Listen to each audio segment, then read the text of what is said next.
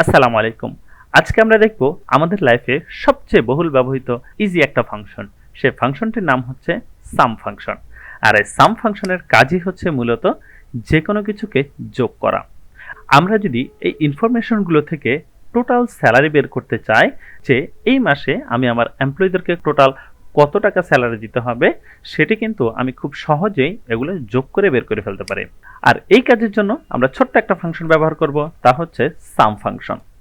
সাম ফাংশনটা লিখে first bracket দিয়ে আমি আমার রেঞ্জটি সিলেক্ট করে দিচ্ছি। এরপর ব্র্যাকেট ক্লোজ করে এন্টার দেওয়ার সাথে সাথেই আমার এখানে চলে আসলো টোটাল অ্যামাউন্ট 4,05,000 টাকা।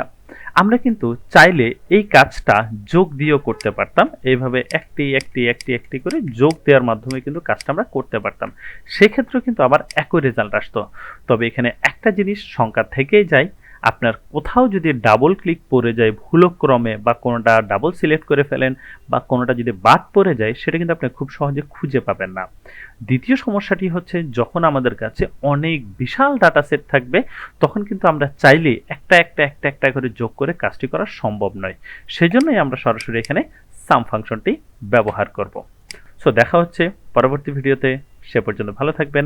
আসসালামু আলাইকুম।